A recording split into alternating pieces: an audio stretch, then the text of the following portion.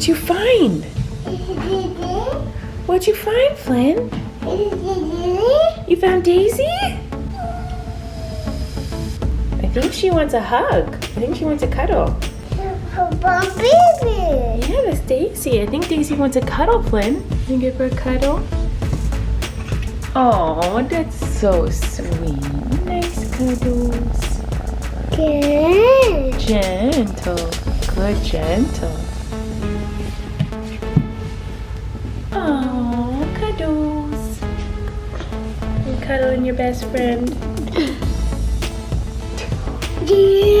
Yeah. We had a traumatic night. Should we order donuts? Yeah. Are you gonna cuddle Daisy again? Oh, best friends. Have you guys ever known a cat to be that sweet? We're in the guest room because that's where Daisy is, and Flynn wanted to see Daisy. Good. Yeah. You want me to put Daisy here? Yeah. Okay. Say please. Up. Yeah, Daisy came up, up, up. So guys, last night was really scary. Yeah. First of all, there's a lot happening. One, today is my 14-year anniversary of starting my YouTube channel. Be gentle. This is the craziest relationship in the world, by the way. Flynn and Daisy are best friends. I've never known a cat to like love when a kid cuddles them and squishes them. Like she loves him, she purrs. It's so funny. She like lays down next to him and be like, cuddle me. Anyway, while they're cuddling, so it's my 14-year anniversary of starting my YouTube channel. I'm pretty sure I have a sty, which is very painful. And my son's running away, so I'll tell you about the earthquake in a second. So, hi Moose.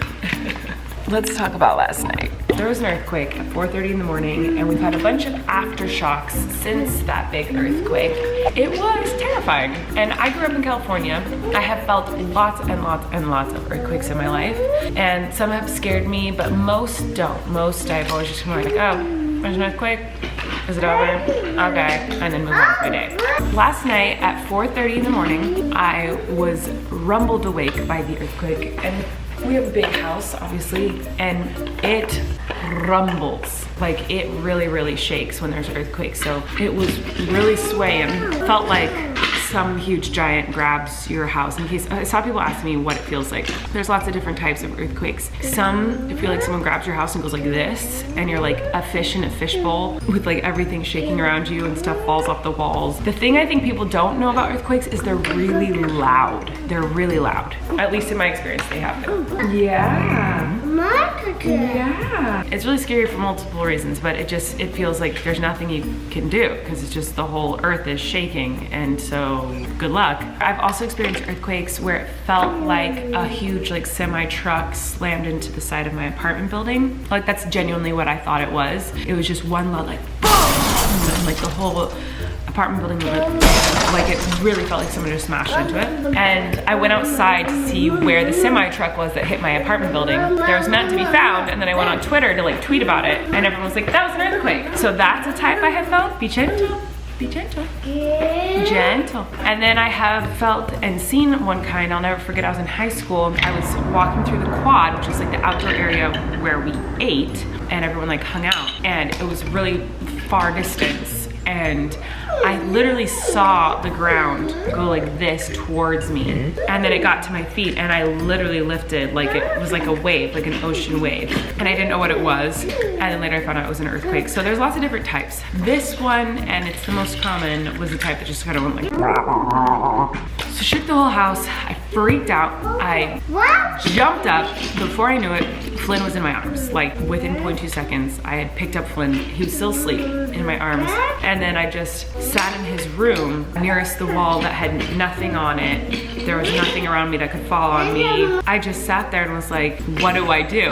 Because it lasted a long time. It felt like a long time. I feel like it was like 15 seconds or something like that, which doesn't sound long, but when you're in the middle of an earthquake, that feels very long. I was just sitting there like holding him, and I was like, I don't know what to do, because as a kid, they tell you to stand in the doorways, and now they say, don't do that. They say, get underneath the table, but a sturdy table, and like hold onto the legs of the table, and make sure there's something like really strong and sturdy above your head. That doesn't exist upstairs, but it was a really violent earthquake, and so I didn't want to run downstairs holding my sleeping baby to get to the dining room table because that's a really long trek and I could easily fall and or tripped. So I was like, I guess I just stay in this room against the wall where there's nothing that can fall towards me, on me, around me. His room is the safest room in the house. There's not a lot in there. But it was just a scary thought. I was like, I don't know if like the roof is gonna collapse on me. I don't know what's gonna happen. It was really freaking scary. And so I started like shaking and I started to have a panic attack, which is something I only started experiencing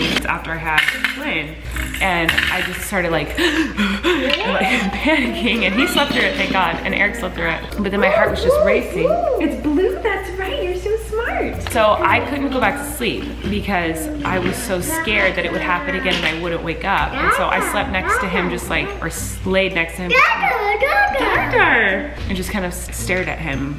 And then aftershocks kept happening, and the aftershocks were big. I usually don't feel aftershocks. They were like pretty big. There's a couple that were big and they lasted a while. So the first one was at 4:30 and then at 7 a.m. there was an aftershock that I felt that was pretty strong. I haven't felt one since then. But anyway, obviously we're all safe. Everyone is fine. I've never been that scared of earthquakes until I had him, because I feel like as a parent, your whole like soul changes, your purpose in life changes, and all of a sudden without you even wanting it to, your life becomes about, I have to protect my child at all costs. The only thing that matters is protecting my kid. That's a scenario where I think the panic attack came from me going like, oh, there's nothing I can do. And that scares me. The idea that there's a natural disaster, the earth can shake so much, so violently that like it can hurt him and I have no control over that. I cannot protect him from that. And I mean, I can do what I can, like get him in the safest place in the house, but like that's all I can do. And then it's up to whatever the earthquake wants to do. That feeling of like not having control to protect my son scared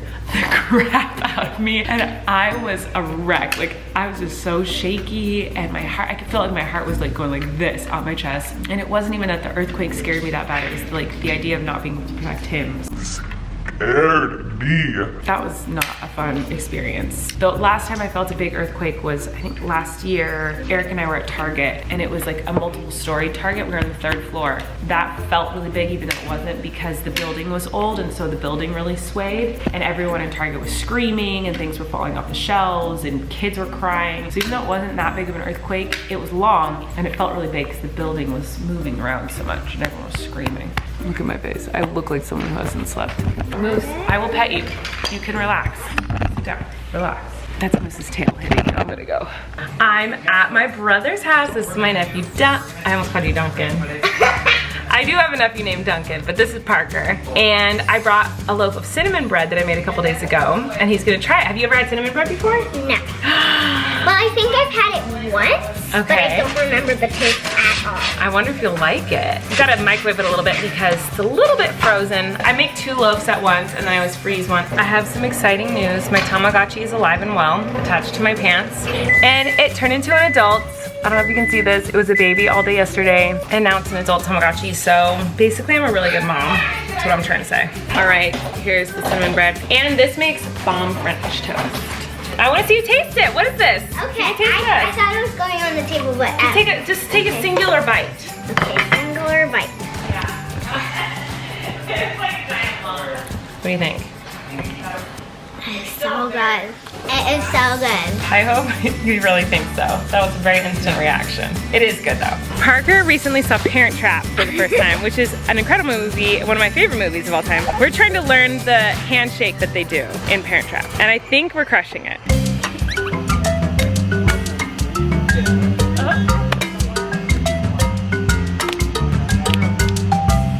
Oh wait, oh no! And then you...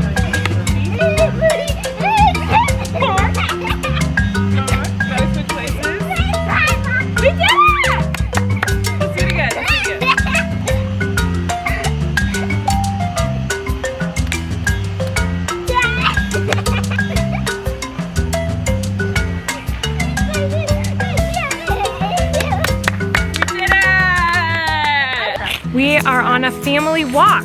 Huh. Hi. Hi. Hi. Hi. Hi. Oh, hi. Hi. Hi. You should film the shadow. Okay, this is the shadow. Ooh. Right, and this is a cute baby alert.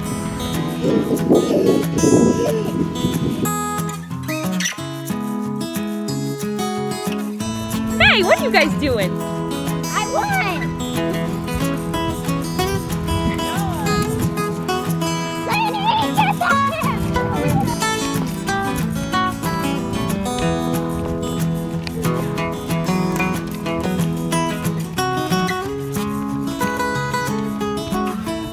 My brother is an excellent cook, and he is making tacos. Taco night. Taco night. Happy. You know what I do? It looks like you do what I do. What? The whoa all the time. I know. I'll be like, achoo! Like you cough. You go, taco night. Taco night. Row, row, row. Gently down the street. Merrily, merrily, merrily, merrily, lights go buttery.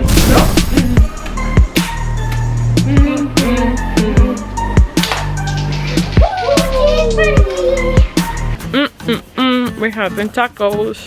You have a burrito? Is it yummy? What? Auntie Candy. Yes?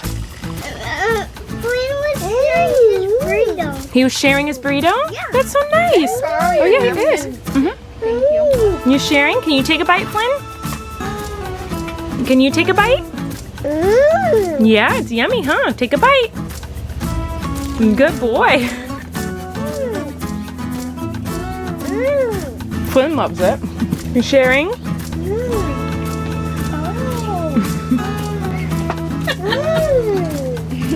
Thank you. Go vote it.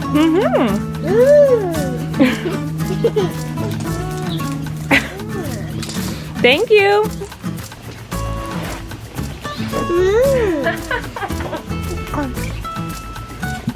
What prompted this? You're such a good big cousin.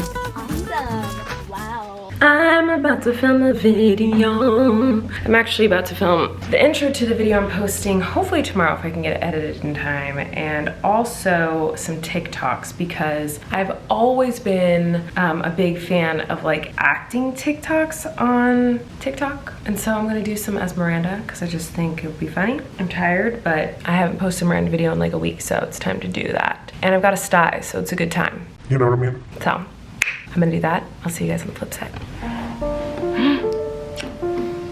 What are you doing? I love you.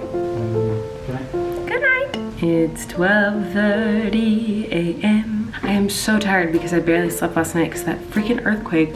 So I actually might be able to get to sleep early tonight, but I need to edit this Miranda video first. So I'm praying that I get in bed by 1. That's my goal. And then I'm gonna sleep by 2. That would be very early for me. So I want to do a giveaway of my lipsticks today. I have a bunch of these in my possession at my house, the Miranda lipstick, and then also my lipstick, the like really pretty nude pink color, and I'm never gonna get through them all. There's too many, so I want to send them to someone. So the internet sometimes can be a little negative, and you guys usually aren't though. I feel like my comment section is usually really sweet and awesome, but leave a comment. This is a hard challenge. I would have a hard time with this. Leave a comment below and give yourself a compliment. I feel like a lot of us these days are very hard on ourselves with social media and comparing ourselves to others, and it's kind of a dark time in the world. I think it would be fun and good for us to compliment ourselves below. No judgment, no, you're so cocky, none of that. It's all just like, I really like, I will go first. I love,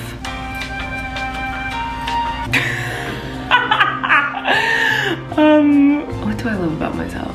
You know what, actually I changed my mind. This is what we're gonna do. We're gonna do, give yourself a compliment about something about yourself that other people might perceive as something negative. Does that make sense? For me, my whole life have been called like someone who can't focus, space cadet, like all over the place, scatterbrained, never paying attention, oblivious. Like those are all words that I've been told that I am my whole life. But I know it's because my brain is super active and I'm always like thinking of new projects I want to do and new recipes I want to try and new fun things I want to do with my son, and and new fun things I want to do for you guys, and adventures I want to go on, and things I can do for I'm like always creating in my mind. So something that my whole life people have been like, you're so oblivious, Colleen, like, or you can't pay attention to anything, it's so annoying. Like, I know it's because my brain is being creative and coming up with fun things to do and fun projects to create and whatnot. So that's something that I love about myself, and I'm proud of myself and for having that, you know, really a brain that works overtime. So yes, it means I don't sleep as much. Yes, it means I sometimes get pretty bad anxiety. I do love that about my brain. Something like that. So leave a comment below. Give yourself a compliment, whether it's something about your personality or something physical.